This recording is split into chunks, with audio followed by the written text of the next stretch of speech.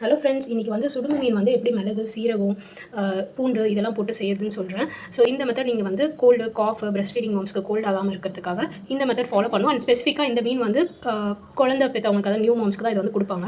இந்த மீனை என்ன மெத்தடில் குக் பண்ணுறதுன்னு ரெசிபி பார்ப்போம். வாங்க வீடியோக்குள்ளே போகலாம்.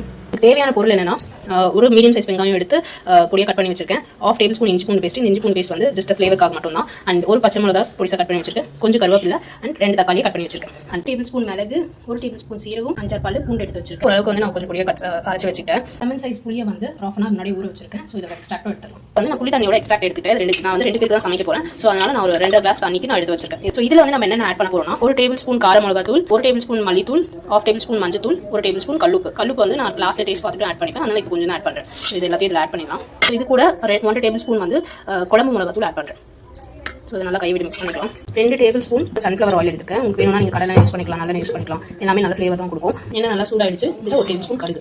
இப்போ வந்து நம்ம கட் பண்ணி வச்சிருக்க வெங்காயம், பச்சை மிளகாய், இஞ்சி பூண்டு பேஸ்ட், கருவேப்பிலை ஆட் பண்ணிக்கலாம். இது பாருங்க, நல்லா வந்து வெங்காயம் கோல்டன் ப்ரௌன் ஷேட் வந்துச்சு. இப்போ நம்ம அரைச்சி வச்சிருக்கா பூண்டு, மிளகு, சீரகம் பொடி ஆட் பண்ணிக்கலாம். ஸோ இது ஒரு 5 மினிட்ஸ் நல்லா லோ ஃப்ளேமில் வச்சு வதக்குங்க. என்னென்ன நெடியும் இது பாருங்க, நான் தக்காளி ஆட் பண்ணிக்கிறேன். தக்காளி வதங்கிறதுக்காக நான் 1 டேபிள் ஸ்பூன் கல்லுப்பு ஆட் பண்ணிக்கிறேன். அண்ட் இதை வந்து ஒரு 5 மினிட்ஸ் லோ ஃப்ளேமில் வச்சு க்ளோஸ் பண்ணி வச்சிங்கன்னா தக்காளி நல்லா வதங்கிடும். 5 மினிட்ஸ் ஆயிடுச்சு. தக்காளி எல்லாமே நல்லா வதங்கி வந்துச்சு. இப்போ எடுத்து வச்சுருக்க புளி தண்ணி நம்ம ஆட் பண்ணிக்கலாம்.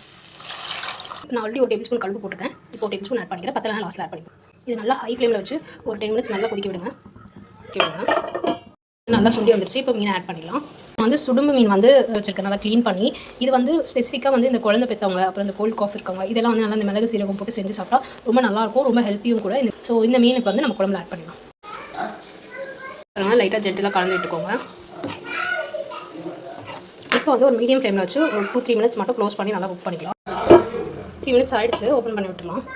இப்போ இருக்கிறதுலே லோ ஃப்ளேமில் ஒரு 10 மினிட்ஸ் நல்லா கொதிக்கிட்டோம். அப்போ தான் அந்த ஃபிஷ்ஷோட ஃப்ளேவர்லாம் குழம்பு வரும். 10 மினிட்ஸ் நான் வந்து லோ ஃப்ளேமில் வச்சு குக் பண்ணிட்டேன். குழம்பும் நல்லா கட்டியாக அதிலே மெயின்டைன் ஆகுது. மீனும் நல்லா வந்திருக்கு. இந்த மெத்தட் வந்து நீங்கள் நான் ஆல்ரெடி சொன்ன மாதிரி கோல்டு, காஃப், பிரஸ்ட் ஃபீடிங் மாம்ஸ்க்கு வந்து கோல்டு ஆகக்கூடாது, காஃப் ஆகக்கூடாதுன்ற போது இந்த மெத்தடில் நீங்கள் இந்த மீனை வந்து ஸ்பெசிஃபிக்காக இந்த மீனை வந்து குக் பண்ணி சாப்பிட்டிங்கன்னா உங்களுக்கு நல்லா ரிலீஃப் ஆகும். இன்னொரு விஷயம் என்னென்னா, மீன் வந்து உங்களுக்கு ஃப்ரெஷ்ஷாக இருந்துச்சுன்னா உங்களுக்கு வந்து குழம்பு வந்து கட்டியாகவே மெயின்டைன் ஆகும். இல்லைனா நீங்கள் மீன் போட்ட உடனே குழம்பு ரொம்ப தனியாயிடும். நான் வந்து எனக்கு ஃப்ரெஷ்ஷான மீன் கிடச்சிருக்கு. அதனால் வந்து என்னோட குழம்பு வந்து அப்படி கட்டியாகவே இருக்குது. ஸோ இந்த மெத்தடில் நீங்கள் ட்ரை பண்ணிவிட்டு உங்களுக்கு இந்த வீடியோ யூஸ்ஃபுல்லாக இருந்தால் லைக் பண்ணுங்கள், ஷேர் பண்ணுங்கள், சப்ஸ்கிரைப் பண்ணுங்கள்.